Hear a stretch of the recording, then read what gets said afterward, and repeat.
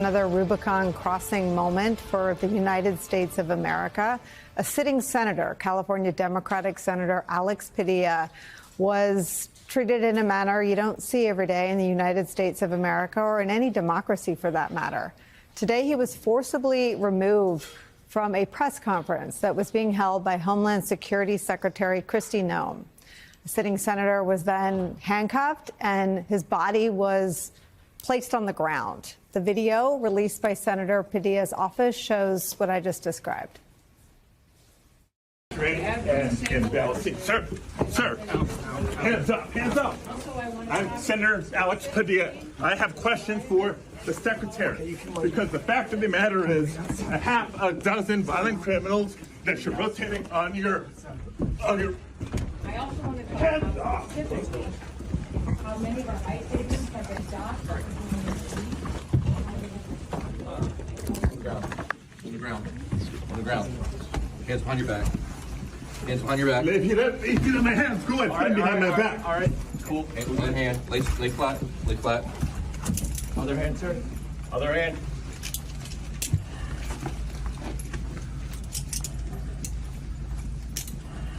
There's no recording allowed out here. I did not know. There's no recording allowed out here. There's a disinformation campaign underway on Fox News where Kristi Noem did an interview in the 3 o'clock hour and said he didn't identify himself. I'm going to ask the control room to rewind that and play it again. While they're doing that, let me just state this. He said, oh, here it is. Watch for yourself. Sir, hands up. I'm Senator Alex Padilla. I have questions for the secretary because the fact of the matter is a half a dozen violent criminals that you're rotating on your I also want to hands up. How many of our ICE agents have been docked? On the ground. Hands behind your back. Hands behind your back. If you don't my hands, go ahead, put behind my back. All right. Cool. One hand. Lay flat. Lay flat. Other hand, sir. Other hand.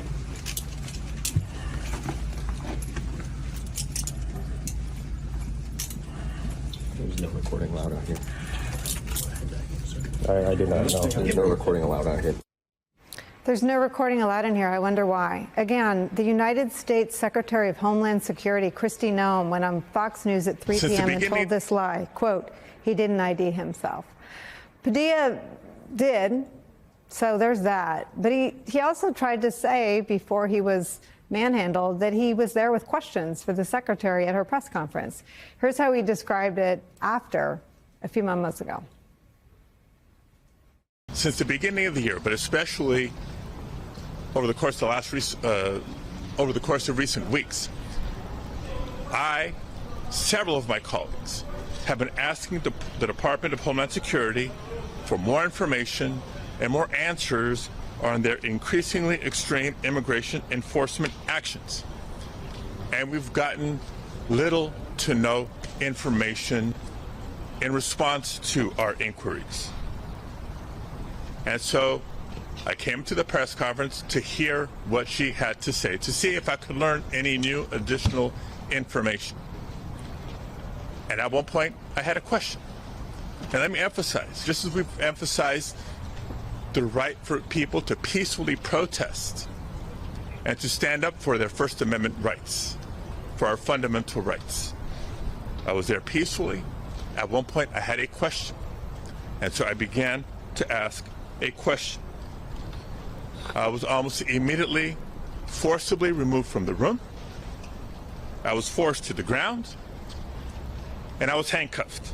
I will say this. If this is how this administration responds to a senator with a question, if this is how the Department of Homeland Security responds to a senator with a question, you can only imagine what they're doing to farm workers, to cooks, to day laborers out in the Los Angeles community and throughout California and throughout the country. We will hold this administration accountable. If this is how they treat a senator with a question, imagine what they're doing to others? That's the question for all of us right now, today. California's Governor Gavin Newsom posted this, quote, Senator Alex Padilla is one of the most decent people I know. This is outrageous, dictatorial, and shameful. Trump and his shock troops are out of control. This must end now. Former Vice President Kamala Harris, who held the same Senate seat as Senator Padilla, tweeted this, quote, United States Senator Alex Padilla was representing the millions of Californians who are demanding answers to this administration's actions in Southern California. This is a shameful and stunning abuse of power. It's where we start today with my colleague, NBC's Jacob Sobroff. He's in Los Angeles, where Senator Padilla was just speaking. Also joining me, MSNBC political analyst, host of the Bulwark podcast, Tim Miller's here. Also joining us, the publisher of the Bulwark and host of the Focus Group podcast, Sarah Longwell, is here. And here at the table for the hour, former Deputy National Security Advisor to President Obama, MSNBC contributor Ben Rhodes is here. Ben, I start with you because I don't want these words that I started with to get old, because they mean the same thing, even though we've had to say it twice this week. It's a Rubicon crossing moment to forcibly remove a sitting United States senator from a press conference, as he said, quote, with a question. It was also a Rubicon crossing moment in this hour yesterday when the National Guard detained, carried out seeming law enforcement functions on the streets of Los Angeles. But this is where we are. Yeah, and that's difficult to watch. I mean, I think what I'd say, Nicole, is that the authoritarianism is the point. That's what's happening. We are at that moment. We are only 5 months into this administration, and they already have the United States military in the streets of a major city for no reason whatsoever, serving Donald Trump's personal policy and political interests over the objections of state and local officials, including the officials who are supposed to have the authority over that. They're already demonstrating that they have no accountability for what they're doing. They won't even answer questions from a United States Senator, and when those questions are asked, he is treated in the manner that we just saw. They're trying to convey that nobody can challenge their authority, that nobody even has a right to know why these troops are in the streets, how long they're going to be there. What I worry about is maybe those troops don't come home, Nicole. Maybe it's just normalized. They want to make people get used to the fact that ICE can pick up anybody that they want, wherever they want, whoever they are, whether they've committed a crime or not, whether they're a U.S. person or not. You're not allowed to ask questions about it. If you get asked questions about it, you're going to get thrown to the ground and handcuffed, even if you're a United States senator. We are here 5 months into this administration. Where is this going? And what I'm worried about is they're normalizing this behavior in the United States of America. I've been on the show with you to talk about other authoritarian leaders. I've been on the show to talk about, say, Viktor Orban, who we hold up as a kind of model of an illiberal leader. He's never done anything like this. This is so far beyond what we've seen in other authoritarian countries. So this is not a question of whether we're democratic backsliding. We're way beyond that. We've backslid. We're now more authoritarian in our government than most of the countries that we talk about when we talk about dictatorial regimes in this world. That's where we are now in month 5. So where are we heading? I think we're headed to a place where what is going to happen this weekend, where there's popular mobilization and there's troops in the streets and there's a president of the United States who's going to watch tanks and helicopters go by him, that's where we're going to be. This is, you know, the Rubicon's been crossed, the lines have been drawn, and because of the complete abdication of responsibility from the Republican Party in this country, how does John Thune, the Senate Majority Leader, how does he feel about one of his colleagues being thrown to the ground and handcuffed? We've heard nothing from them. So it's up to the people on the streets. And that's where we're going to be. We're just going to be in a very difficult place, and it's hard for people to hear. But I'm glad that people are mobilizing, because this is not something that we've ever seen before in the history of this country. And this is just where we're going to be until either some people get some backbone who actually have power to stand up to Trump, the courts, the Senate Republicans, or we're just going to be here until we can get to another election. If there's not a military national emergency declared to prevent that election from happening. I think we have to start talking about these things. I want to do one more thing before I bring Jacob into this. It's not often that you get to see the propaganda forming in real time. And the video was available before Kristi Noem's 3 p.m. Interview on Fox News was announced or notified with a little box to promote it. And the video shows Senator Alex Padilla saying, quote, "I'm Senator Alex Padilla. I'm Senator Alex Padilla." I don't know who interviewed Kristi Noem, but Kristi Noem tells this lie, quote, "He didn't identify himself." The lie isn't corrected, so now millions of people, that network has a huge audience, heard that lie. What is the role of propaganda and unchecked, uncorrected lies in the media in an autocratic lunge? I think if you want to look at an example, it's Russia, right? And in Russia, what you have, if you watch television, all you see is an alternative reality that is not reality. It is a reality that the regime wants you to think is reality. That is what Fox News is. It is no different than the state media that we see in places like Russia. I'm from Los Angeles. I just got here yesterday. There's no burning of LA to the ground. They've created a complete fiction on television, running in a loop the same 4 or 5 images of the same burning car, right? They're going to kind of force down the throats of the people that watch and consume their media or their social media a complete false reality. And it makes it incumbent on us to do whatever we can in our personal communications with our neighbors, as well as the platforms that we have to communicate a reality. I just want to say one other thing, Nicole. There's a racialized component to this. You know, Alex Padilla is brown, right? And let's just name this too. Like, they're going to kind of otherize him in the same way that they're trying to otherize the kind of people that are being rolled up in a lot of these raids, including people who've committed no crimes, including people who may be here illegally. And that's where they're starting, but it's not where they're going to end. The end goal is there not to be dissent in this country. And that's to end where I started, that's the purpose of that kind of alternative state media reality, to ensure that there's no dissent, there's only our version of reality. All right, we are following the breaking news out of the Middle East right now, in which the Israeli defense minister has alerted the nation to a set of what he called preemptive strikes against Iran. There have been no explosions outside of Tehran, according to the Iranian state authorities. We do not know yet where these strikes have been, how widespread they are, what facilities they're focused on. There would be, in the eyes, I think, of the Iranian government, a big difference between military strikes like those we've seen from Israel over the past 6 months in this escalating exchange of warfare with Israel and Iran, and targeting the nuclear program. Targeting the nuclear program with a strike has long been something the Israeli government has been dead set on, and often been at odds with American administrations, including the Obama administration and the Biden administration. So I want to bring in now Senator Elizabeth Warren, who is a Democrat of Massachusetts. And Senator, when we started this program 29 minutes ago, I was going to speak to you about your colleague being wrestled to the ground and handcuffed, and I will speak to you about that. But this seems to be an possibly extraordinarily major development, depending on what happens. Yes. I know you probably don't know any more details than we do, but I want to get your reaction to the idea that the Israelis just launched a preemptive strike on Iran. Right. This is deeply disturbing. And look, I don't agree often with the Trump administration, but I think here it is important to say we need more negotiation, we need de-escalation, we need to get to a deal. This has the possibility of spinning entirely out of control. So we need to get these parties back to a negotiating table. We need the administration in there helping try to negotiate something among them. This is truly, truly a dangerous situation.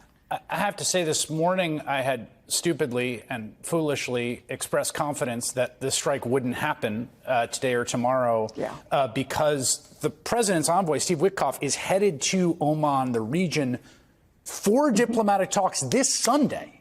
I mean, this strikes me as a pretty shocking thing, given that context, for our ally Israel to do with the president's envoy headed to the region for diplomacy. Right. You could not find a way for Benjamin Netanyahu to more aggressively say to Donald Trump, to the Trump administration, but to the people of the United States of America, I just don't care about you. I don't care that you are an ally. He wants to get out there and do what he wants to do. And he's just going to do it, even as you rightly say, even with the envoy for negotiation already in the air and coming. He didn't even call and say, send the guy back. Don't send him here because I have other plans. So this is a way not only for Netanyahu to take on Iran, it's a way for Netanyahu to say to the whole rest of the world that this is not about alliances. This is not about de-escalation. This is about Netanyahu doing what Netanyahu wants to do. And ultimately, not only does that put the entire world at risk, it certainly puts the people of Israel at risk as well. Yeah, we should note, of course, the Israeli defense minister warning that there's an expectation of retaliation through missile and drone attacks. We saw missile and drone attacks in previous exchanges between the two nations. And another question on this in just context, again, because we are trying to get the details, and the details really matter here in terms of the scope of this. But the context here is that there was a deal with Iran. It was negotiated. It required monitoring of their enrichment capabilities. It limited their breakout time to get a weapon. That deal was negotiated by the Obama administration. It was agreed to, and it was ripped up by the first Trump administration, which has, it seems to me, brought us to this point. Do you think that ripping up that deal was a mistake? Oh, I think it was a terrible mistake. And I said so at the time, as did many others, that we at least had some insight into, on a very regular basis, what Iran was up to. We had an agreement from Iran on what it would not do by way of enrichment. And as you say, we could get, we were able to see what the breakout period was and to keep that breakout period long enough that there would be genuine warning. And when the Trump administration threw all that out the window, said, nope, don't want any part of that, we lost that capacity. We lost the inspections that Iran had agreed to. And that didn't make anybody safer. It certainly didn't make Israel safer. It didn't make the United States safer. It didn't make the world safer. It let Iran move within its own sphere and hide it from the rest of the world. And that's what's been unfolding. And I really do want to say I appreciate that the Trump administration now is trying to negotiate, but we could have been in a lot better position on this. And now we are seeing the consequences of the Trump administration burning down the original negotiations. Senator, I'm definitely going to ask you about what happened today in California. I promise you, and I want to keep you if that's okay. But I also want to bring in my colleague Courtney Kube, just because I want to bring us both up to speed on what's happening here. So Courtney Kube is senior NBC News correspondent covering national security in the Pentagon. Courtney, just tell us what you've been able to find out about what's happened. Yeah, I'm sorry. We still are working through the details about exactly what happened. We know now that there were airstrikes. We are working on whether it was limited to airstrikes, though, or whether there may have been other assets that were used in this. These strikes against Iran, we don't know if they have actually concluded at this point. We know that they started more than an hour ago. There are it is a multiple strike package. So why I bring that up is because as the rumors that something was likely to unfold in the coming days were growing stronger over the last 48 hours or so, we were hearing a lot of talk about the possibility of limited strikes. It still appears that is the case, but definitely multiple. The targets, we're still working on the details of that as well, but it is officials telling us that it's the kind of targets that we would expect. So that leads us to believe there may have been something that would in some way either disable or delay Iran's nuclear facilities or nuclear program. That is what Israel has been, their goal has been militarily with Iran for as long as I can remember. We do have confirmation from multiple U.S. officials that there was no U.S. military involvement or assistance. So why that's critical is we're talking about not U.S. military involvement when in the form of dropping bombs or anything, but no assistance means that the U.S. military also didn't do things like help them with aerial refueling or even provide intelligence that may have helped. Now, the U.S. and Israel has a strong intelligence sharing program that goes back decades. So it is possible that in that program, there was some kind of information that was shared that in some way aided this. But as far as this exact operation or exact mission, the officials telling us that, in fact, the U.S. did not aid in that capacity. You mentioned this comes, of course, as the United States and Iran seem to be getting closer to some sort of a preliminary framework about a nuclear deal. Well, obviously, that is something that Israel has been against. They do not like the idea of a deal between the United States and Iran on their nuclear enrichment program. But it's not just that. Another key timeline that we should keep in mind right now is back in October, Israel took a series of very successful strikes in Iran.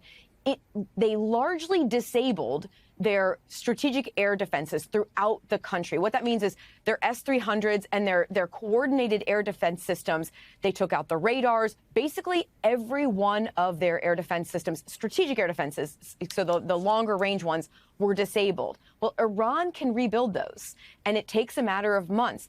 There's a very real possibility the Israelis were looking at this and saying, look, our window for being able to more safely conduct manned strikes, fly over Iran without our pilots having exponentially more danger in the mission, that window is closing. And that may have also factored in here.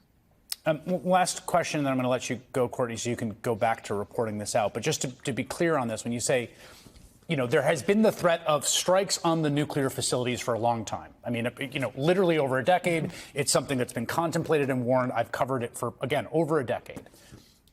When you say like you would have expected, my understanding from what I hear from you is there is we don't have a confirmed, but an expectation or anticipation that this might be what that is. Yeah, like actually targeted at the nuclear facilities and program. Yes, and it's an excellent point. But here's the one caution I would have about the possibility that Israel was really taking a massive series of strikes that would in some way dismantle or disable or even destroy Iran's nuclear facilities. OK, that would be if it's Israel by themselves. OK, no other military participation, and specifically the U.S. military participation. That is most likely going to be a multi-day, possibly even a multi-week operation for them to do that. The Israeli nuclear facility, excuse me, the Iranian nuclear facilities are buried deep underground. It would take things like a massive ordnance penetrator, a bunker buster, right, to go through to take it out. That's not something that the Israelis could do quickly. What they could do is, and what they have proven they can do back in October, is show Iran that, yeah, you know, we can take strikes right around your nuclear facilities. We will hold them at risk. We can do things like take out your air defenses. You know, so what's still not clear is, was this more than hey, we're showing you we can still do this amidst these nuclear negotiations with the United States? Or was this an attempt to further set the program back? But as far as actually a mission to completely destroy their nuclear facilities, it doesn't appear that's what this is here tonight. All right, Courtney Kube, that was incredibly useful. And thank you for doing your reporting. I will let you get back to it right now. And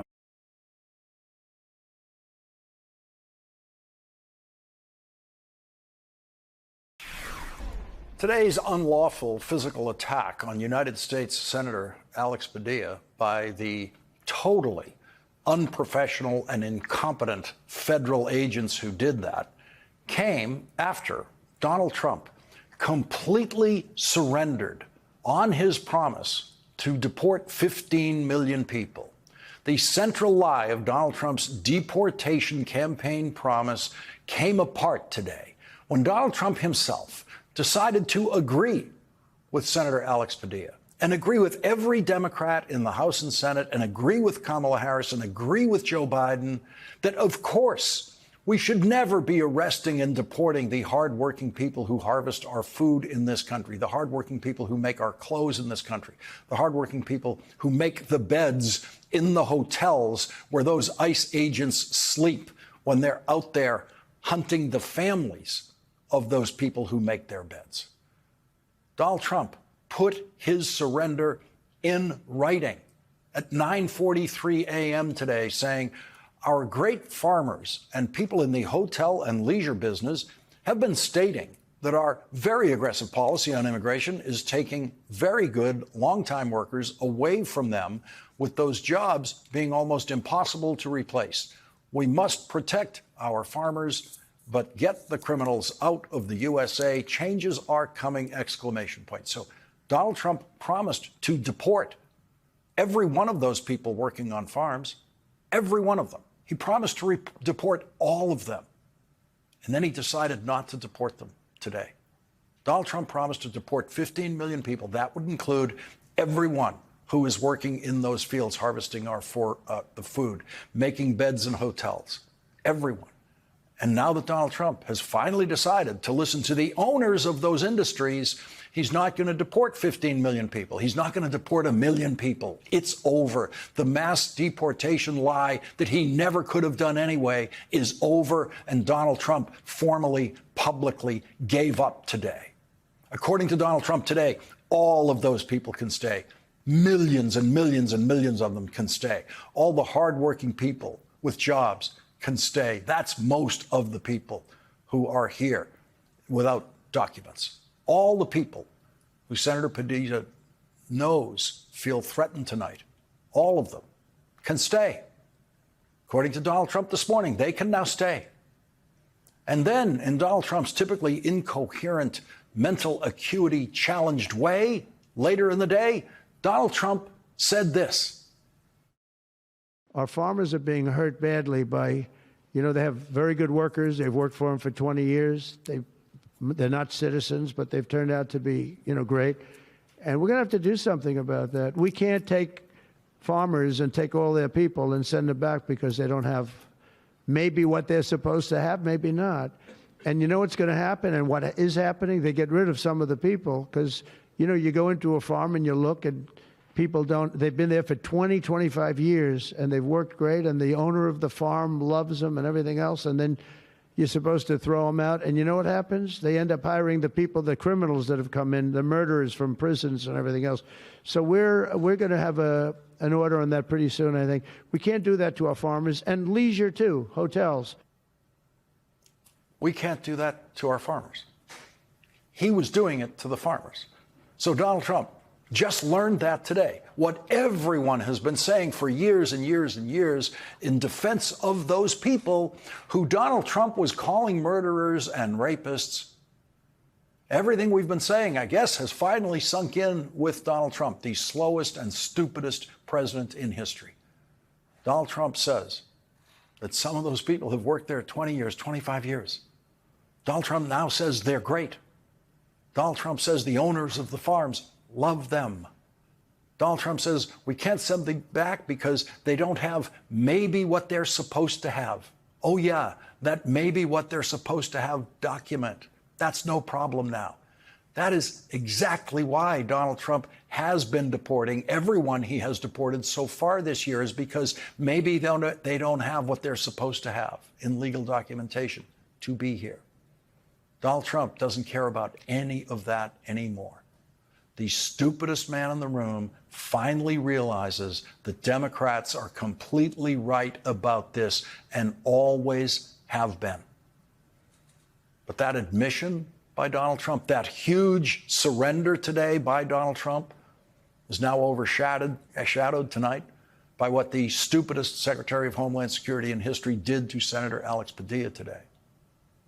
What Donald Trump said today is not going to make one person in this country feel safer tomorrow. Not one person picking strawberries in California is going to feel safer tomorrow because Donald Trump said they can stay. They can stay now. They can stay forever. And they won't feel safer because they've all seen what happened to a United States senator today.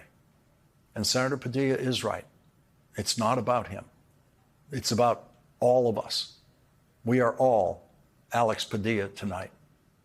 Any one of us could be the next one on the floor in handcuffs in the ragingly thuggish, unconstitutional government now run by the stupidest, most dangerous president this country has ever had to endure.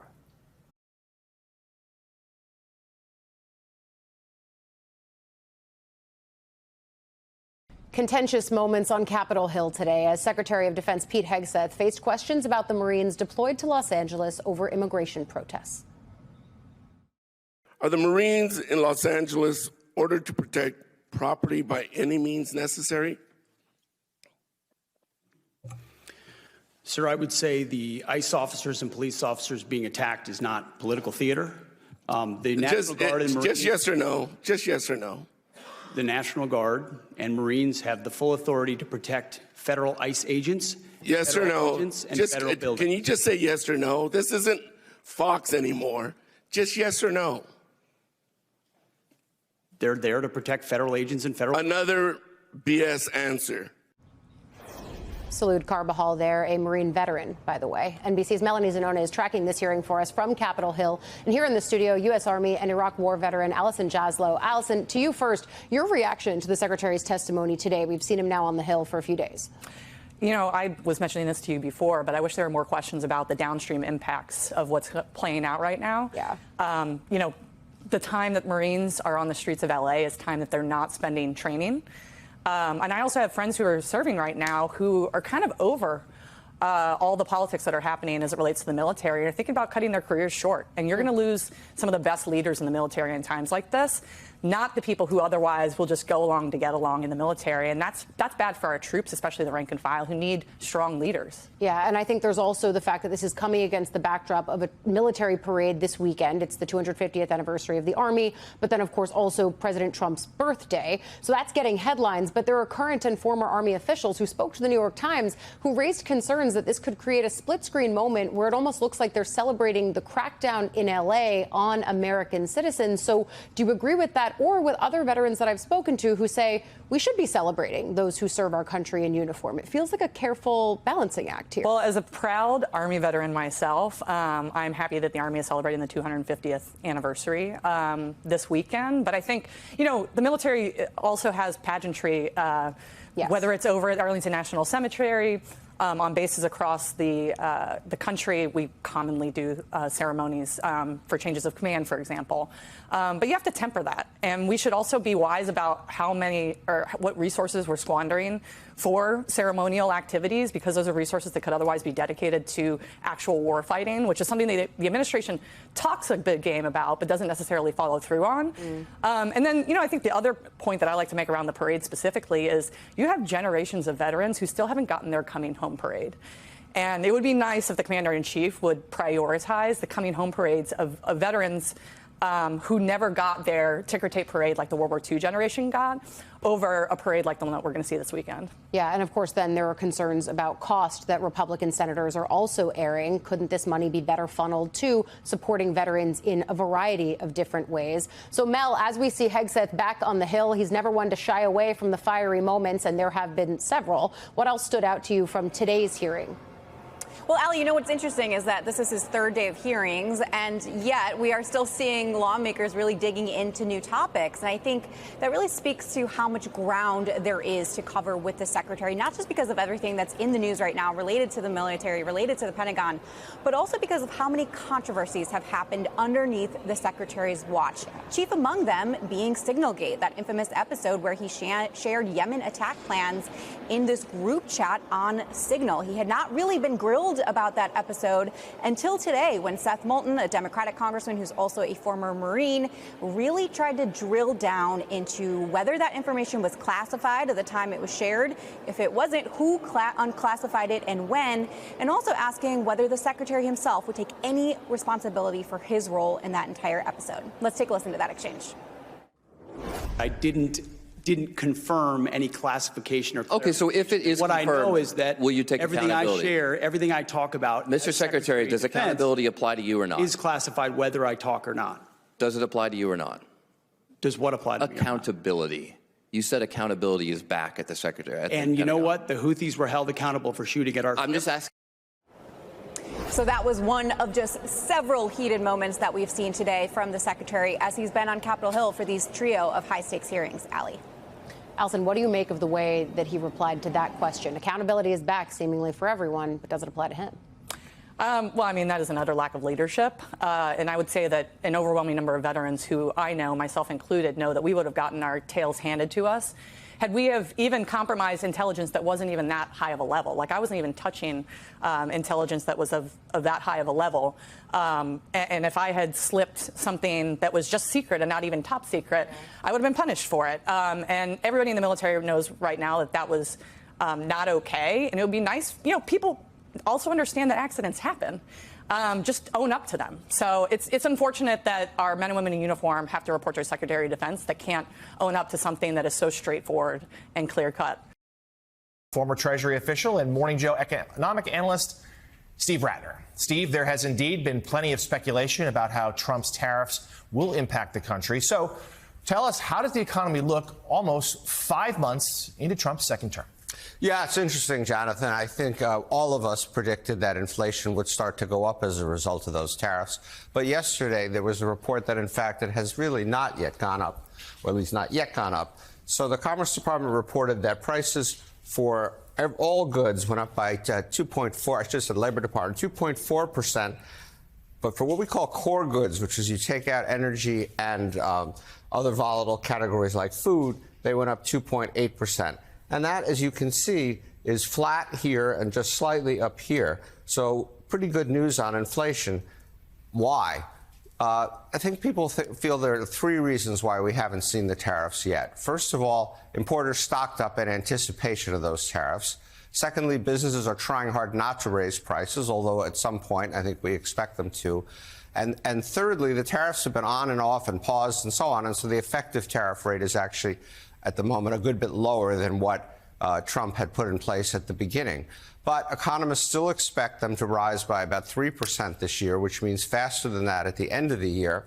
And consumers actually expect them to go up 6.5%.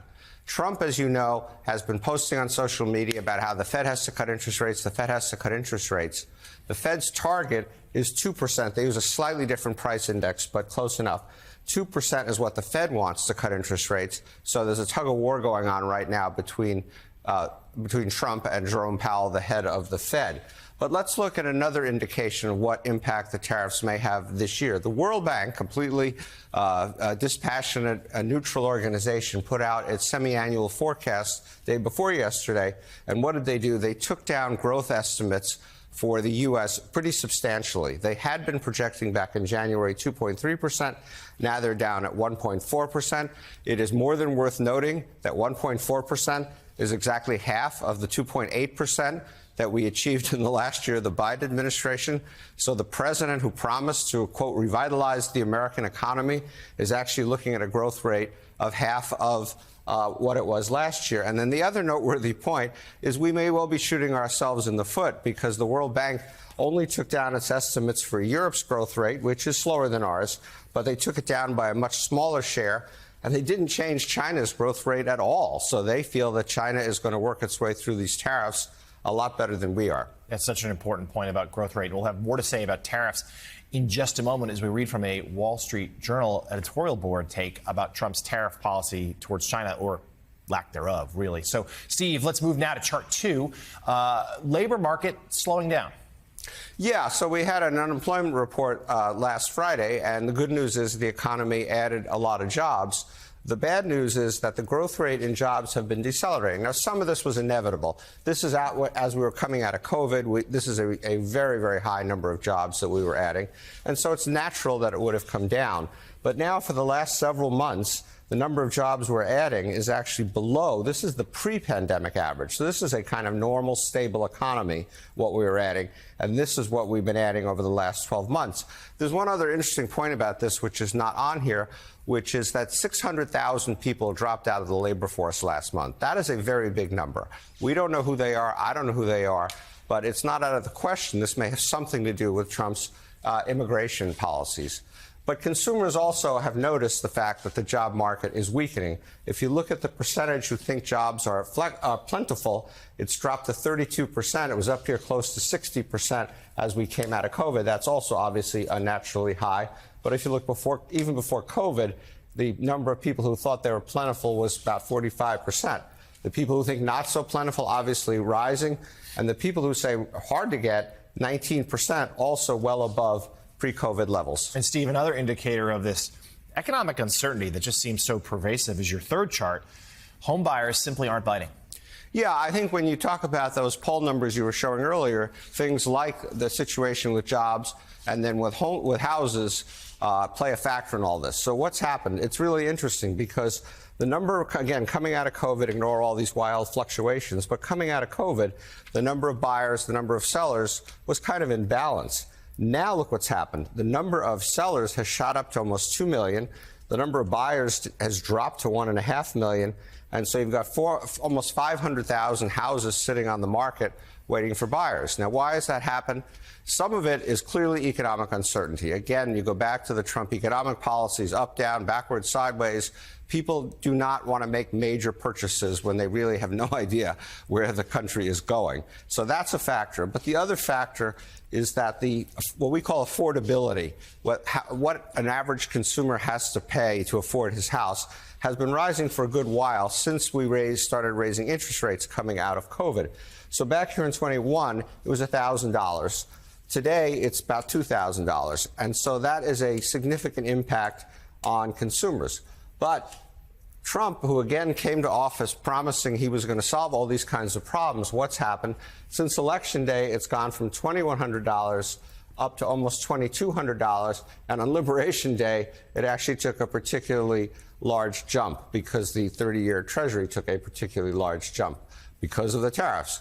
So we're going in the wrong direction on housing affordability at the moment, as well as consumers' willingness to make major purchases as we live in this world of economic uncertainty. Yeah, lots of warning signs there. So